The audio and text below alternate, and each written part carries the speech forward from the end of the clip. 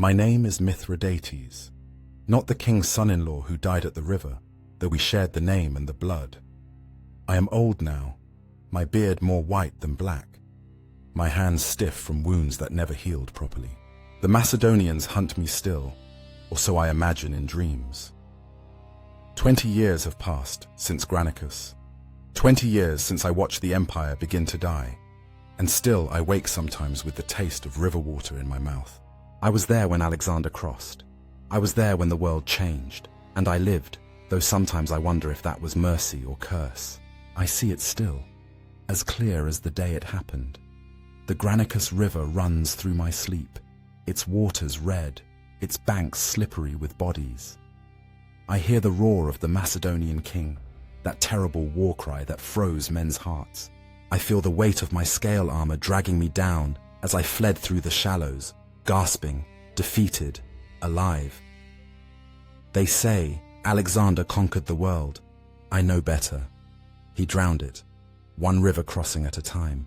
In the spring of the year, the Greeks call 334 before their Christ. I was 32 years old, a commander of cavalry in the service of the great King Darius.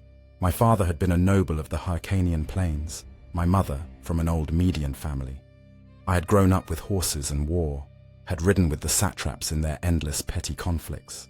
We were all proud, we Persians. We had ruled the world for 2 centuries, from the Hellespont to the borders of India, from the snows of Scythia to the sands of Egypt. What were these Macedonians but troublesome Greeks, barbarians from the edge of the known world? Their king was a boy, barely 22, untested. His father Philip had been dangerous, yes, but Philip was dead. We learned the answer at Granicus, but I run ahead of myself.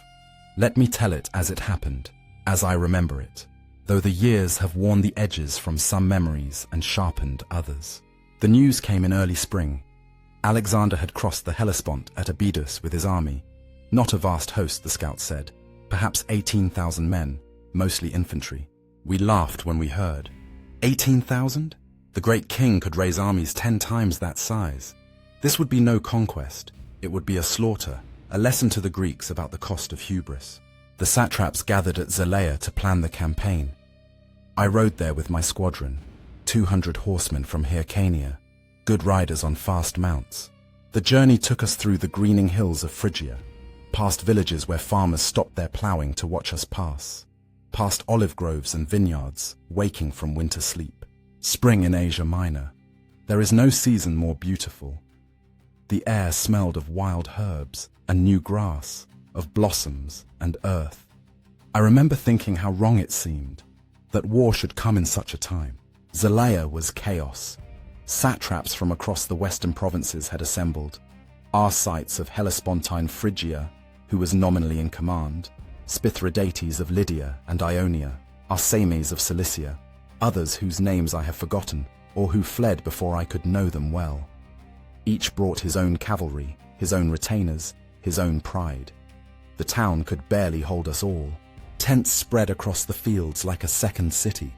Horses filled every paddock and pasture.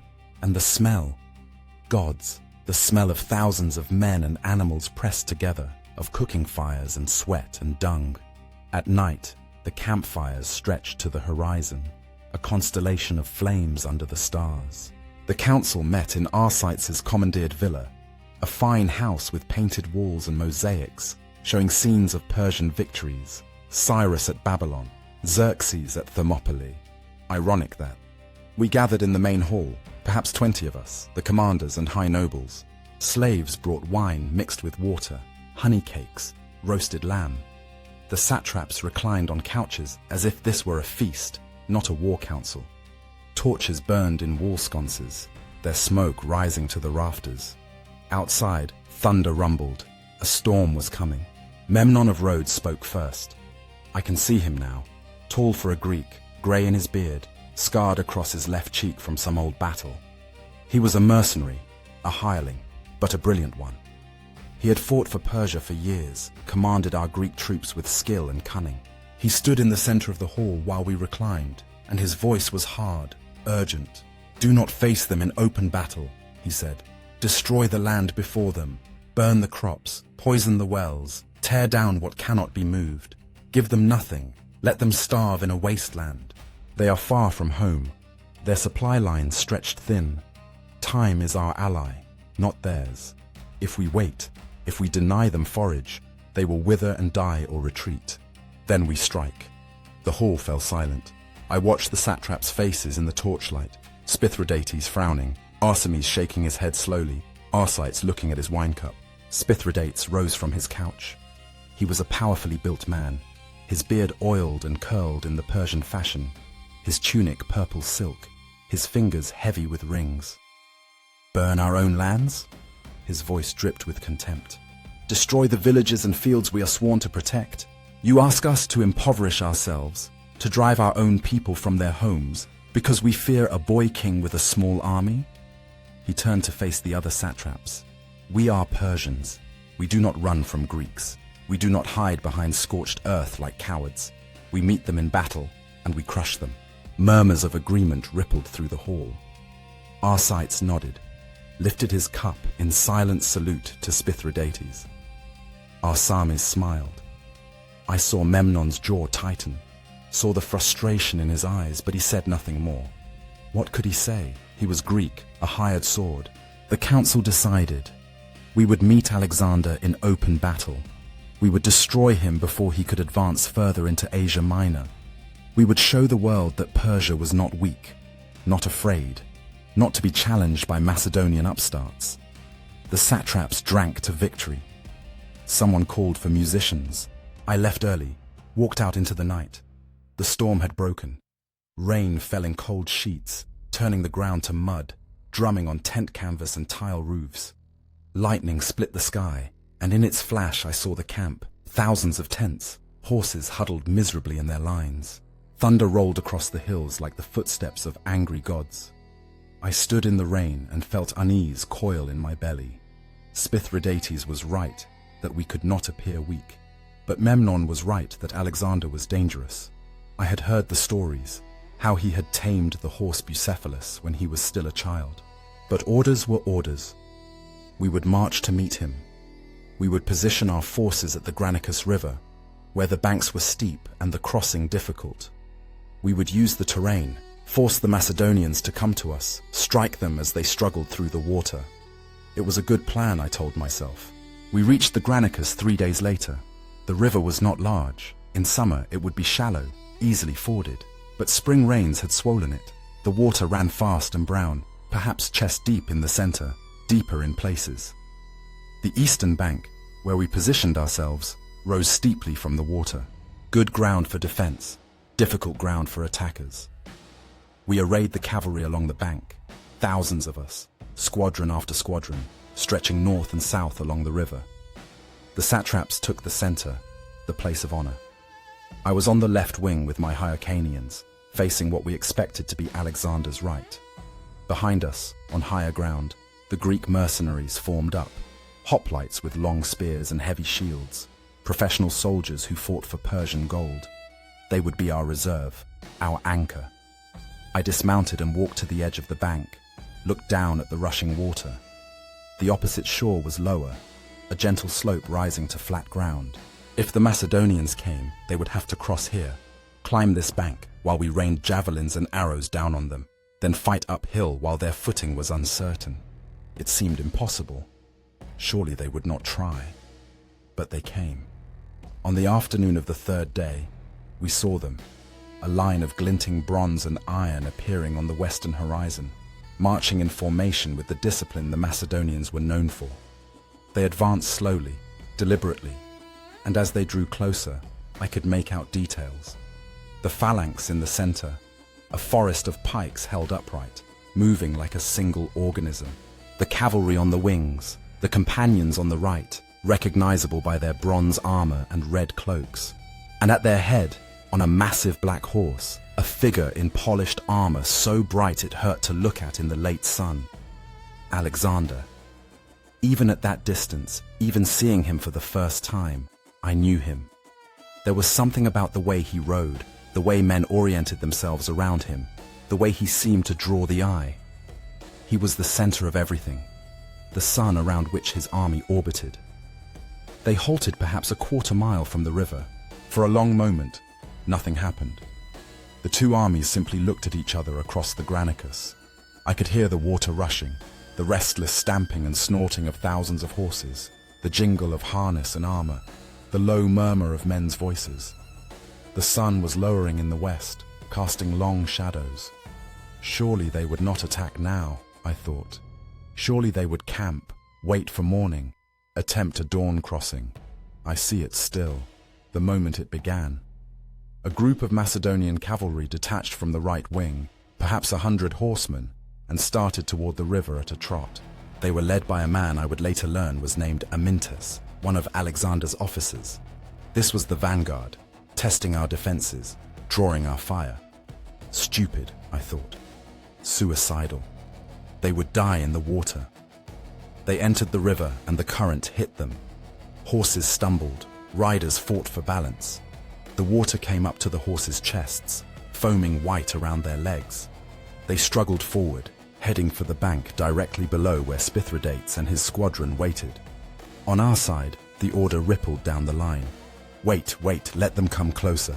The range closed, 50 paces, 40, 30. Then Mithradates raised his arm and dropped it, and the sky darkened with javelins. I heard them go, that peculiar whistling hiss of massed missiles in flight. The Macedonians raised their shields, but there were too many, the range too close. Javelins struck horses and men, punched through armor, buried themselves in flesh. Horses screamed, that terrible, almost human sound, and went down in the current. Men fell, were swept away or dragged under by their armor. The water turned red. The vanguard reeled, broke, turned back. Those who could retreated, leaving their dead and dying in the river. A cheer went up from our side. First blood to Persia. See how they run, someone shouted. See how the Macedonians flee. But I was watching Alexander. He had moved forward with the main body of companions, was sitting his black horse at the water's edge, watching his vanguard retreat. He did not look afraid. He did not look angry. He looked focused, intent, like a man calculating, planning. And then he raised his arm, that bright armor catching the dying sunlight, and he shouted something I could not hear over the distance and the river's roar. The companions surged forward. Not a vanguard, not a probe. The entire right wing, perhaps 1,800 cavalry, Alexander at their head, charging into the Granicus in a mass of horseflesh and bronze, an absolute committed fury. Gods. Even now, even after everything, the memory takes my breath. They came like an avalanche, like a flood, like nothing I had ever seen. They hit the water at a gallop and kept coming, horses plunging and leaping through the current, riders crouched behind shields, long lances leveled. The water exploded in spray, the sound was thunder, and they were shouting, all of them shouting, a roar that drowned out even the river. At their head, unmistakable, was Alexander, his white-plumed helmet visible through the spray, his lance aimed at Mithradates' squadron. We threw our javelins, hundreds of them, thousands, the air thick with iron-tipped shafts. Men and horses fell, but not enough, not nearly enough. They kept coming. The survivors reached the bank and started to climb, hooves scrambling for purchase on the muddy slope. And then they were among us. I am there again. I cannot help it. The memory takes me, and I am 32 years old, sitting my horse on the Granicus bank, and the world is ending. The Macedonians claw their way up the slope, and the fighting becomes chaos. A confused hell of horses and men crashing together, weapons rising and falling, screams and shouts, and the wet, meaty sound of iron in flesh. My horse rears. I see a companion lance a Persian nobleman through the chest, the point bursting out his back in a spray of blood. I see another Macedonian dragged from his horse and trampled. Everywhere is motion, violence, death. The slope is slick with mud and blood. Horses lose their footing and fall, crushing riders. The smell, gods, the smell, blood and shit and sweat and fear, the iron tang of it coating my tongue. I thrust my javelin at a Macedonian, and it glances off his shield. I draw my sword, the curved Akinakis my father gave me, and I am fighting for my life. A lance comes at my face. I twist aside, and it scrapes across my helmet, the impact making my ears ring. My horse collides with another, Macedonian or Persian, I cannot tell. Everything is confusion. I slash downward and feel the blade bite into something, hear a scream. My arm is jarred, nearly loses grip on the sword. Around me, men are dying. I recognize faces. There is Bardia, who taught me to ride when I was a boy, his throat opened by a lance, blood pulsing. There is Oxyates from the mess tent 2 nights ago, his skull caved in by a Macedonian club, brain and bone visible. They fall, and others take their place, and still the Macedonians come, climbing the bank, pressing forward, driving into our lines like a spear into flesh. And through it all, through the chaos and the terror, I see Alexander. He is impossible to miss. He has lost his lance, broken it in someone's body, I think. And now he fights with the sword, cutting and thrusting, his black horse Bucephalus moving beneath him like they are one creature. Men cluster around him, companions protecting their king, but Alexander seems to need no protection. He is everywhere at once. I see him strike down a Persian officer. The man's helmet flies off, his head snaps back, he falls. I see Alexander wheel and charge again, crashing into another knot of our cavalry. He is laughing. I can hear it even through the din. The mad bastard is laughing. Near me, one of the satraps is trying to rally the line. I think it is Mithradates, Darius's son-in-law, the one whose name I share. He is shouting orders, trying to organize a countercharge. He is brave, I will give him that. He gathers perhaps 30 horsemen and leads them straight at Alexander. I do not follow. Some instinct, some animal sense of danger holds me back. I watch instead, frozen, as Mithradates charges the Macedonian king. Alexander sees him coming. He turns to face the charge, and for a moment, just a moment, the fighting around him seems to pause, as if the gods themselves want to watch this duel. Mithradates lowers his lance. Alexander raises his sword. They crash together. The lance glances off Alexander's shield. Alexander's sword comes down, a terrible overhead blow, and it catches Mithradates in the face. The Persian's helmet splits. Blood erupts. Mithradates topples from his horse and hits the mud and does not move. Dead. Just like that. The king's son-in-law, a noble of ancient lineage, dead in the mud of an insignificant river. The men who charged with him die too. The companions swarm them, lances and swords rising and falling. It is butchery. And now there is a gap in our line, a hole where Mithradates' squadron had been, and the Macedonians pour through it like water through a broken dam. I hear Spithridates shouting. He is nearby, trying to reach Alexander, trying to kill the king before everything collapses. He is one of the finest warriors among us, strong and skilled, and he has managed to get close. I see him spurring his horse forward, see him raise his curved Persian blade, see Alexander's back exposed as the king fights someone else. Spithridates swings. The blade arcs toward Alexander's head. It will split his skull. It will end this. And then from nowhere, from the press of bodies and horses, another Macedonian appears. A black-bearded man on a bay horse, moving fast. He sees Spithridates swing, sees the danger to his king, and he acts. His sword comes up and across in a desperate blow, and it catches Spithridates' arm just above the elbow. I hear the impact, a wet crunch of blade on bone. Spithridates' arm, still gripping the sword, flies through the air and lands in the mud. The satrap screams. Blood jets from the stump. The black-bearded Macedonian, I would learn later his name was Clytus, called the Black, follows up with another strike. This one takes Spithridates in the neck. He falls. Another satrap dead. Another piece of our army gone. The panic spreads like fire in dry grass. Our cavalry is breaking. Men are turning their horses, fleeing back from the river, scrambling up the slope toward where the Greek mercenaries wait. I am among them. I am not proud of it, but I am alive because I ran. My horse carries me away from the river, away from the killing ground, and I look back only once. I see Alexander still in the thick of it, see the Macedonian cavalry spreading along our bank like a plague, see the phalanx, that terrible forest of pikes, beginning to cross the river now that the cavalry has cleared the way. They come in formation, shields overlapping, pikes leveled, step by step through the water, inexorable as a glacier. Behind them, more Macedonians pour across. The river is choked with them. On our side, what is left of the cavalry is in full rout. Our sights has fled. Our sums has fled. Of the satraps, only corpses remain at the river. The Persian center has collapsed entirely. Only the wings still have some cohesion, and that is fading fast.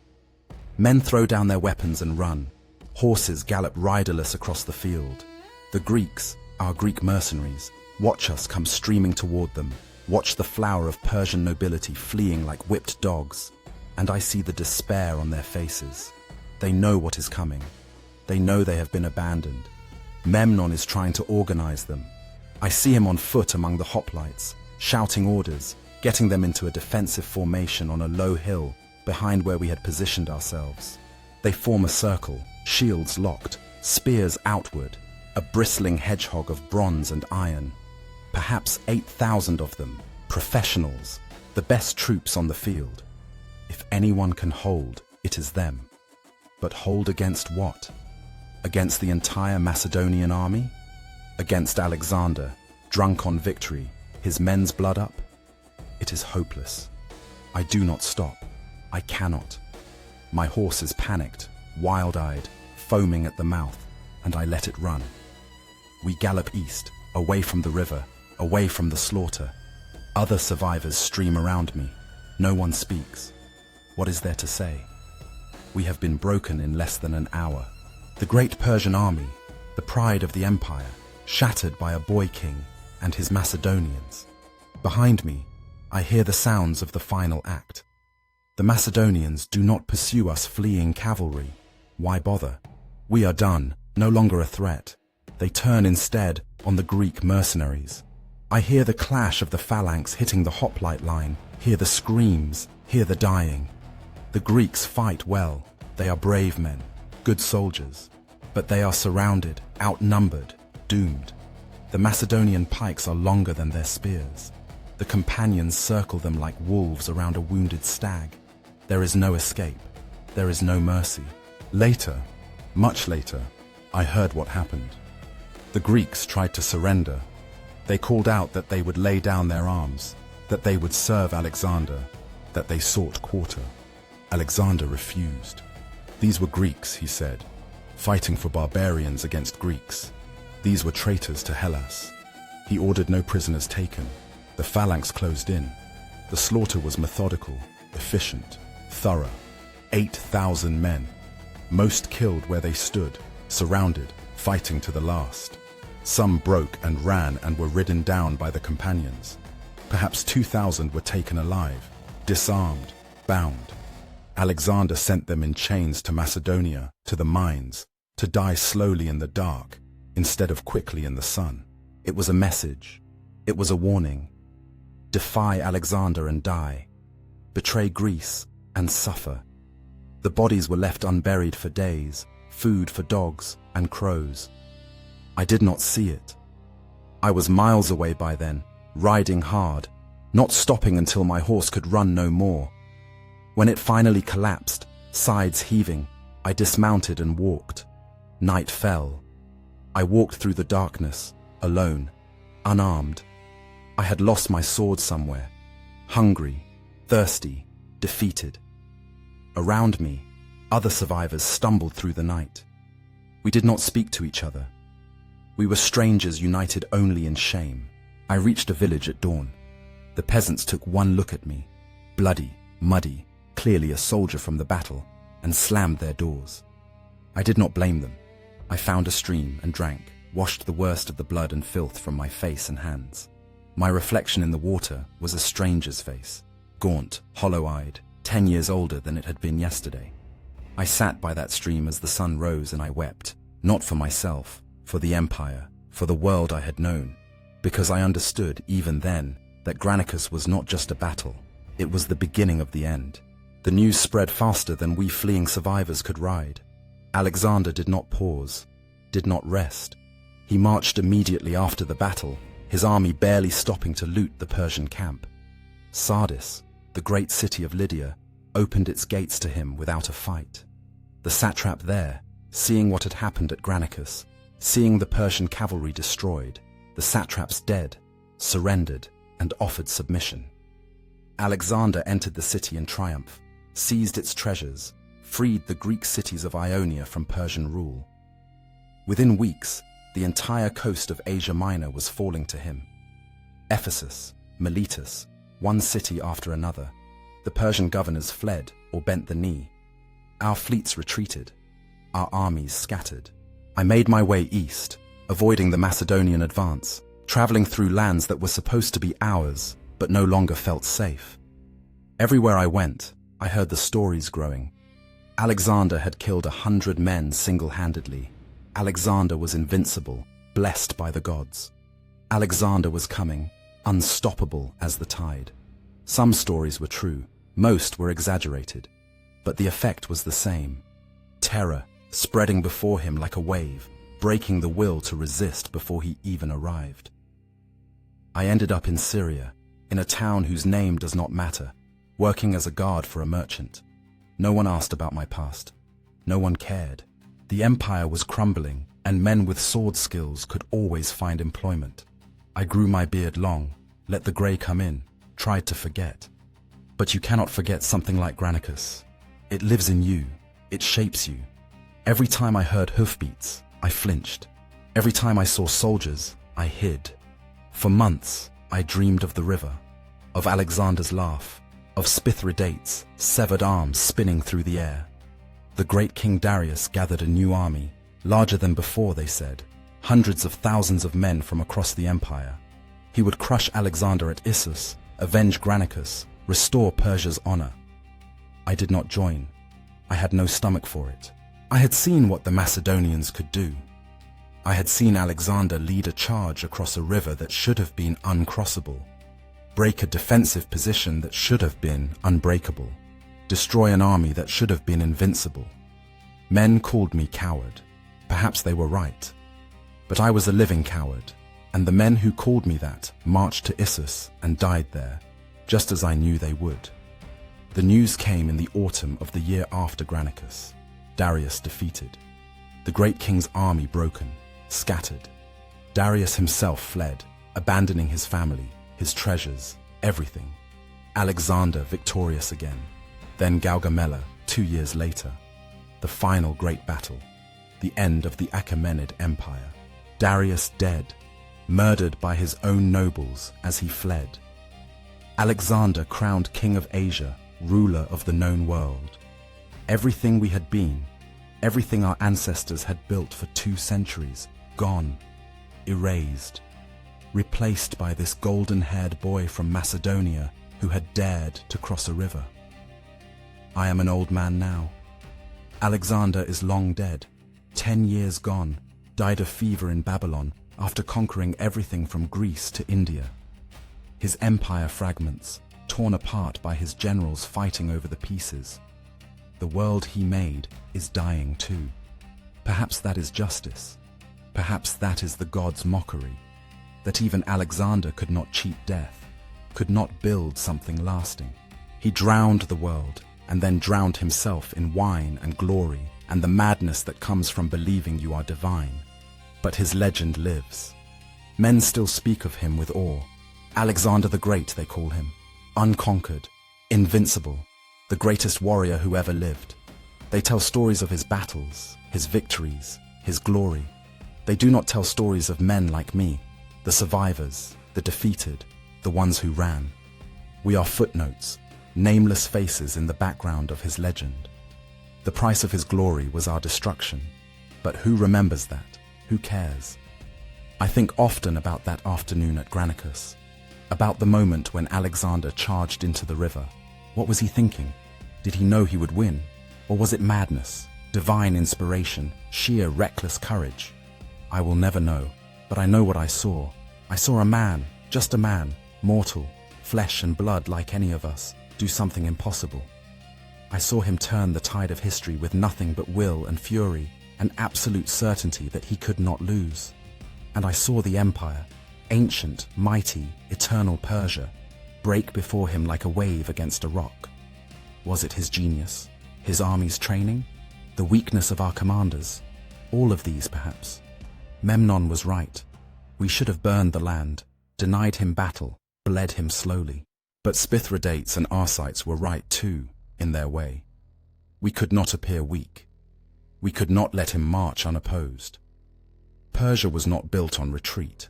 It was built on strength, on the image of invincibility.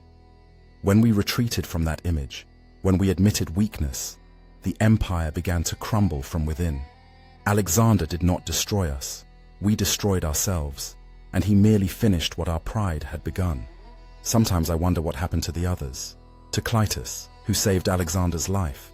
I heard he died years later, killed by Alexander himself in a drunken rage.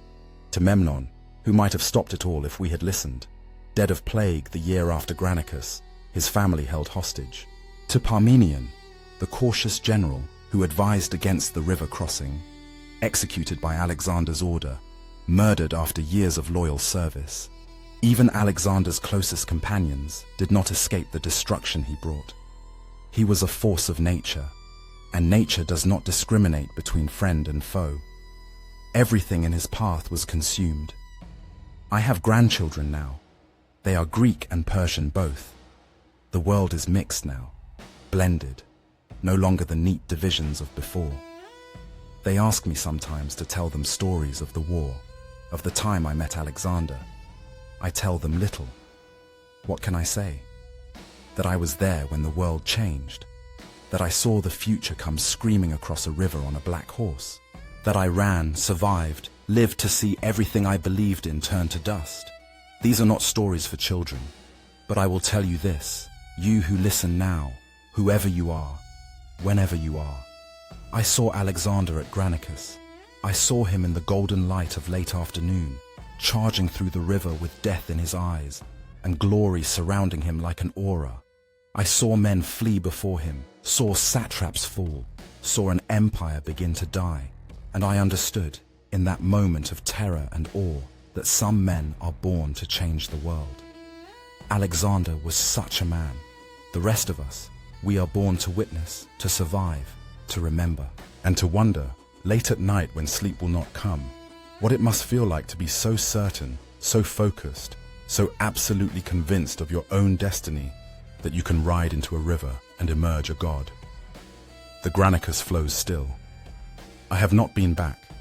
I have no wish to see that place again. But travelers tell me the river runs, as it always has, clear and cold, fed by the mountain snows.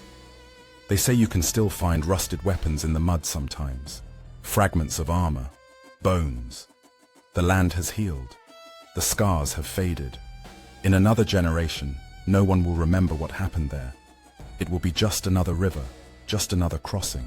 But I remember. I will always remember. The sound of the water, the screams of dying horses, the flash of Alexander's armor in the sun, the weight of my fear, heavy as stones, the shame of my flight, the knowledge, certain and terrible, that nothing would ever be the same. I am grateful, in a strange way. Grateful I was there. Grateful I saw it, lived it, survived to tell of it. So many died, at the river, in the years of war that followed, in the chaos after Alexander's death. I should have died with them. Perhaps I was meant to, but the gods, or fate, or simple chance kept me alive. For what purpose? To bear witness, to remember, to tell this story to whoever will listen. My name is Mithradates. I am old. My hands shake, my eyes dim, my body fails. Soon I will die, and with me will die the last living memory of that day at Granicus. The historians will write their accounts. They already have, filling scrolls with their theories and their certainties, most of them wrong. The poets will sing of Alexander's glory, of his courage, of his greatness. they will not sing of me, but I was there, I saw it, and I tell you now, before the darkness takes me, before the memory fades into legend and the legend into myth, it was real, all of it. The river ran red, the empire fell, Alexander came like a storm and swept everything away. We could not stop him. We could barely slow him. And in the end, all we could do was run, or die, or kneel. I chose to run. I chose to live.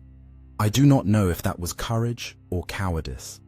I know only that I survived, and that the world that emerged from the wreckage of Granicus was not the world I was born into. It was his world, Alexander's world, and we, all of us, victors and vanquished alike, we were just living in it, for as long as the gods allowed. 20 years. 20 years since that afternoon. 20 years of exile, of hiding, of trying to forget what cannot be forgotten. I am tired now, tired of carrying this weight, tired of the dreams, tired of being the man who ran from Granicus. When I die, and it will be soon, I feel it in my bones. I will take these memories with me. And perhaps, in whatever world lies beyond this one, I will meet Alexander again, not as enemies, not as conqueror and conquered, but as two men who were there, who lived it, who shaped and were shaped by that moment when history turned. Perhaps he will tell me what he was thinking, charging into that river. Perhaps I will understand at last, or perhaps there is no understanding. Perhaps some moments are too large, too significant, too laden with fate to be comprehended by those who live them. Perhaps we are all, great kings and common soldiers alike, merely pieces in a game played by gods whose purposes we cannot fathom. I do not know. I know only what I saw, what I felt, what I remember, even now, even after all these years, the Granicus, the crossing, the end of everything, and Alexander, always Alexander, riding through the water with the sun on his armor and death in his wake, laughing as the world fell before him. The fire burns low, the voice falls silent. Rest now, the history remains.